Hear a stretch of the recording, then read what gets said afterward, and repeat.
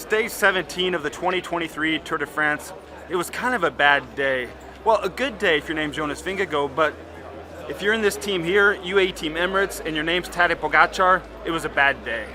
So what the heck happened? The Slovenian superstar, two-time winner of the Tour de France yesterday, lost around 5.5 minutes on the Queen stage over the Col de la Loze and there to Courchevel. He now trails Jonas Vingegaard by 7.5 minutes.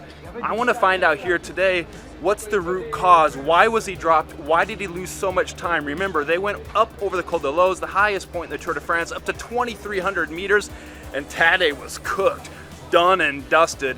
It could have been a few things, in my opinion. One is he raced too hard through the Spring Classics campaign, and then of course the crash in Liège-Bastogne-Liège that forced him to be off of his bike for around 5 weeks. Well, 5 weeks without racing ahead of the Tour de France. Then another factor, at the beginning of yesterday's stage 17, he crashed on his left-hand side. I think that was a sign of mental fatigue, tiredness. He wasn't watching the wheels in front of him, crossed wheels and came down. That could have worked against him later on in the stage. He fell on his left-hand side. He said it didn't affect him, but maybe it did. Then the other thing, does Tadej Pogacar have a cold? Because people pointed out he has a cold sore around his mouth and perhaps he's on antibiotics. The team say no, he's not sick. It was a matter of fueling or maybe it's those 5 weeks off. But I want to talk to the riders here at the start of the 18th stage of the Tour de France to find out what they think. What's wrong with Tadej Pogacar? I think it's, all of the above. As soon as you're on the limit, everything starts to go downhill. Your bike handling isn't as good. Your body starts to lose the ability to fight infections or whatever. And once you hit that tipping point, it's hard to come back from it. I'm not really sure. I saw he did a few interviews after the finish saying that maybe it was something to do with the nutrition, but it's pretty difficult to read into it at the end of the day. There's so many things and there's so many variables that lead into us doing consistent performances day in, day out, so it's hard to say. Tadej wasn't that bad yesterday. It was just a little less good than in the previous mountain, but I have a feeling that he's running basically out of energy. We heard on the radio that he had his jersey unzipped and looked to be struggling a little bit. Yeah, I guess that was the first sign, and then a few seconds later heard that he was dropping. So yeah, that's the thing, when the lights go out, it's hard to really control it or pace yourself back in when it's that kind of moment.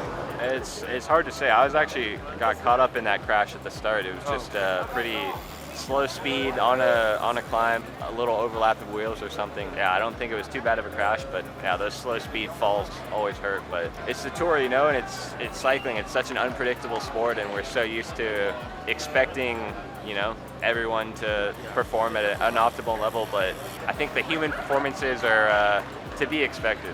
And I know the recovery process from a crash and the injury that he had is not easy. So it probably has a bit of an influence because he probably missed out on quite a bit of volume of training leading up to the Tour de France. Maybe that's one thing that can lead to him suffering a little bit as we get it on in this race. No, nothing was wrong. I think probably the rider could be second in the Tour de France after being stopped for 5 weeks without training and have just 3.5 weeks on the bike. So the volume, the work you need to do to be ready here is huge. You need to take 1 week rest and then build 2 blocks of work. Instance to do 2 blocks of work, he did 1, but it's not secret. Also for Tadej, that is amazing, and I am proud he's second in the GC with his conditions.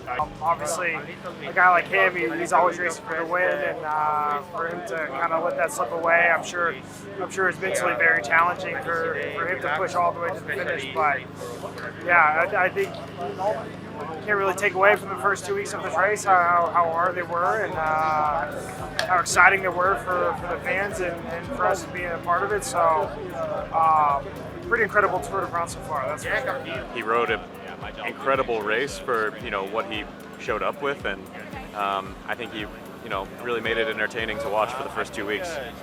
Well, the riders' teams are rolling out of town. It's a new day, a new start, and Tadej even had that smile on his face when we saw him there speaking with us, the journalist.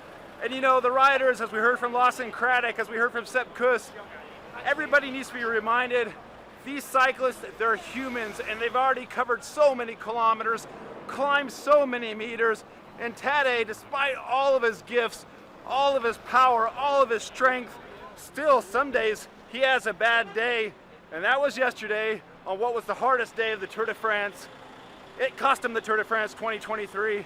But for sure, Tadej's going to take away some lessons from this year's race, apply them, and come back even stronger in the 2024 edition of the Tour de France.